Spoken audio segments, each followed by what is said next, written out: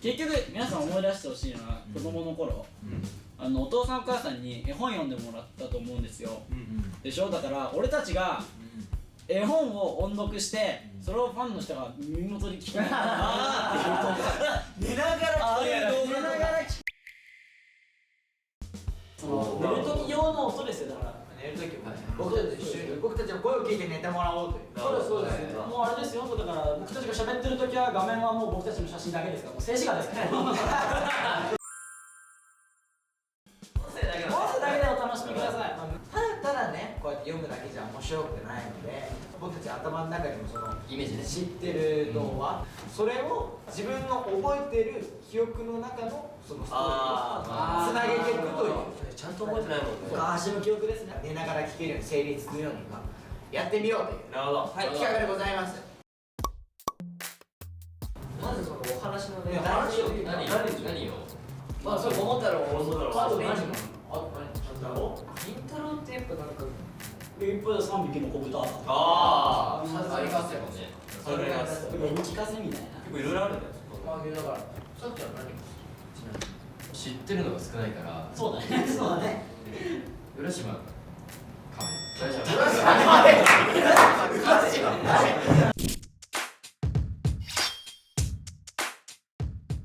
題材は赤ずきんちゃんでございます。まあでもこれはなんかね、そんなにハードではないですね。赤ずきんちゃん。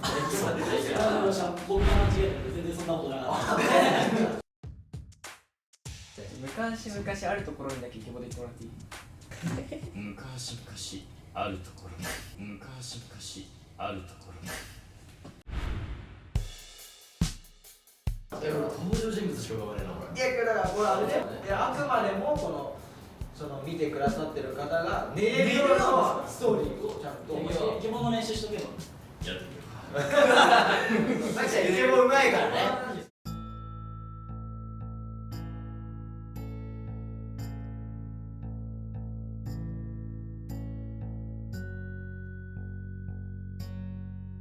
それでは皆さんおやすみなさい。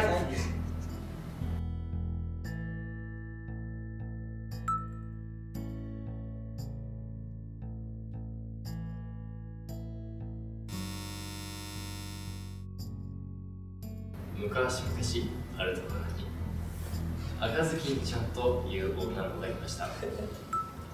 彼女は赤い頭巾を頭にかぶり、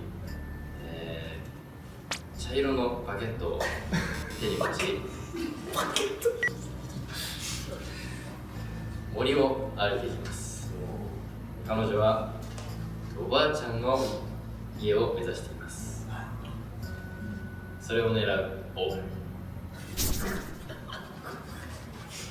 狼は赤ずきんちゃんの姿を捉えました。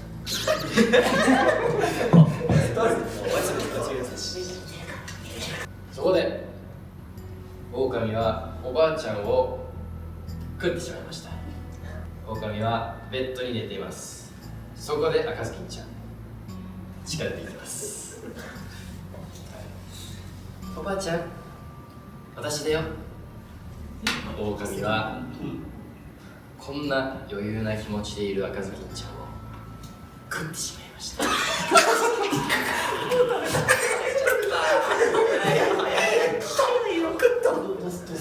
ずきんちゃんは持ってきたバケットに毒を詰めていました。赤ずきんちゃんは消化される前に毒を狼に取ったんです。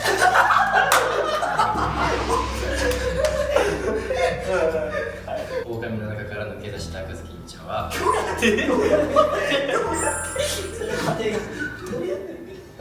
おばあちゃんの死を悲しみ生涯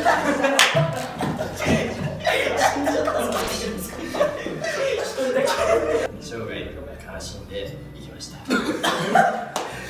じゃんじゃじゃん。はそんなに大きいのかと。これはあなたの声がよく聞こえるためです。じゃあどうしてあなたの口はそんなに大きいの？そうそうお前を食べるためだ。ああ、出た、思い出したと。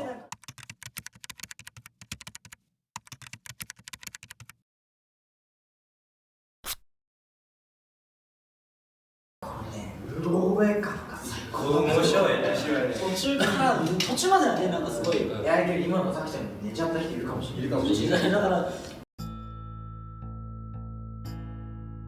もう一人行く？まだ寝れてない人もいるかもしれないからね。はい、それでは皆さんおやすみなさい。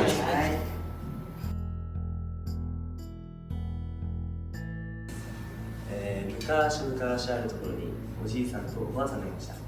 おじいさんは山へ芝居、おばあちゃんは川へ洗濯、そしておばあちゃんが川で洗濯していると、上からどんぶらこどんぶらこと桃が流れていました。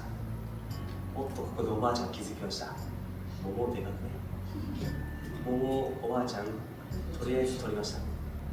そしておじいちゃんが割りました。すると、なんということでしょう。すごくちっちゃな人間みたいな子が現れて、この子を桃太郎と名付けました、おじいちゃんが。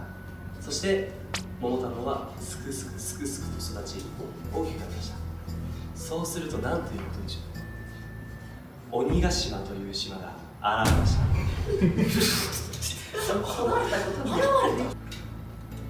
そして桃太郎は言いました。僕頑張る。僕頑張る。鬼ヶ島に向かっていると猿が来ました。そして歩いていると、猿の次が誰だっけ、キジ、犬が、そして中身になりました。これで桃太郎は思いました。お、鬼ヶ島退治ワンチャンいけるみたいな。そして4家族で鬼ヶ島に向かいましたそして鬼ヶ島について戦いました。桃太郎は剣でザクザクと、猿はシャキシャキじゃなくて、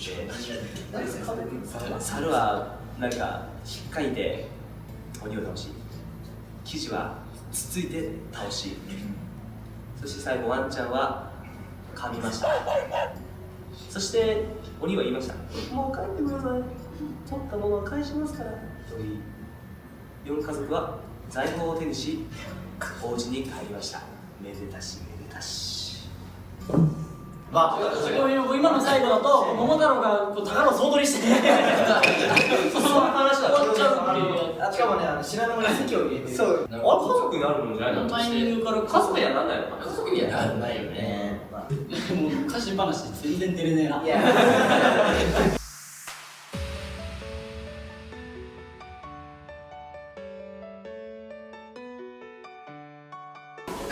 こんばんは。